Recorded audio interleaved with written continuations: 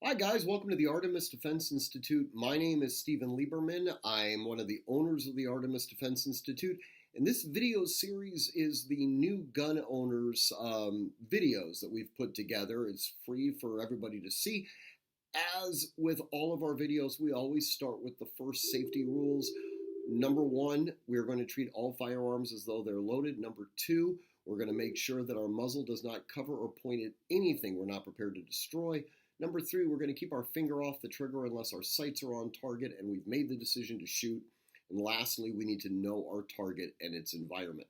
Now, this short video is on featureless AR-15 rifles. You may have seen one of the videos where I talk about the AR-15 as a weapon system. And in it, I reference the idea of a featureless rifle. The actual title on the video, I think, is what makes an assault rifle an assault rifle. And that's a legal conclusion that comes from the California Department of Justice as well as the California legislature.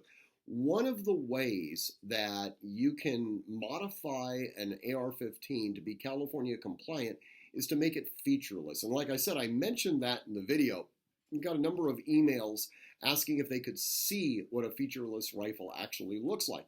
Well, one of our guys here at the Artemis Defense Institute, Kay Vaughn, brought in his featureless rifle for me to use as a demonstration tool. And this thing that looks like a plumber put it together, this is a featureless AR-15. And to discuss it, let's talk about its component parts. Again, you've got to remember that the actual firearm is this area right here. This is the lower receiver. That's what's actually regulated both by ATF as well as California Department of Justice as being a firearm. So if you would watch the original video, you remember we do sort of a multi-step analysis to determine whether or not a weapon is in fact an assault weapon. The first question we ask is it a semi-automatic centerfire rifle? If the answer to that question is yes, we then move on to the next level of analysis. Does it have a detachable magazine? If the answer to that question is yes, we then look to see whether or not it has any evil features. A telescoping stock, a pistol grip that protrudes conspicuously below the action, a flash suppressor, or a vertical stabilizer. So let's take a look and let's analyze this featureless rifle. All right. So it is without question a semi-automatic center fire rifle in its current configuration.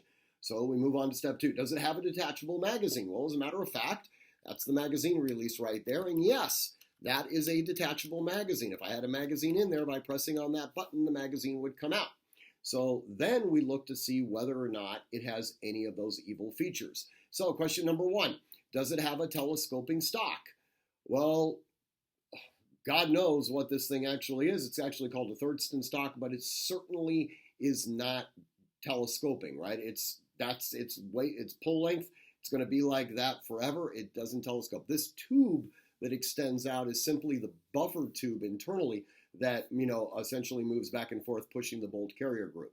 All right, so it doesn't have a collapsible stock. So then the next question, does it have a pistol grip that protrudes conspicuously below the action? Well, as you can see from this geometry right here, this is the exact same type of grip that a regular traditional rifle would have. If I was using a 30-06 or any other hunting rifle, you would see that same curvature coming out of the receiver, all right? Now, it would then extend out to a normal stock, whereas this one flares up, but it's the exact same geometry. So yeah, you can still get your thumb around it, okay, but it's going to be in a much different angle than a traditional pistol grip. It's a little bit higher up, okay? So then we ask ourselves, since the stock and the pistol grip don't fall within the scope of the Department of Justice regulations, we then go forward. Does it have a vertical stabilizer? Well, as we mentioned in the other video, this is not a vertical stabilizer. It's an index point to be able to grab onto. You wouldn't grab onto the little nub. You'd hold it like this.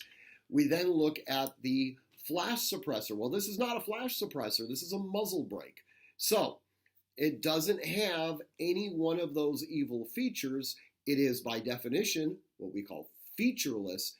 Therefore, this rifle is not by definition an assault rifle. Like I said, it may look odd, to say the least, but it's fully functional, and Kayvon actually loves shooting this thing.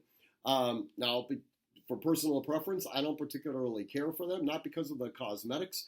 I just don't really like the way the grip feels. It also has some difficulty in actually manipulating the safety, which is kind of ironic when you think about it, that the Department of Justice regulations actually makes the firearm more difficult, therefore unsafe to operate. But, whenever the government gets involved, that's what you're going to have. The other issue that, is probably something that needs to be discussed is the fact that under its current configuration, like I said, you can have a regular magazine release. So I'm not sure how this somehow protects society or anything like that.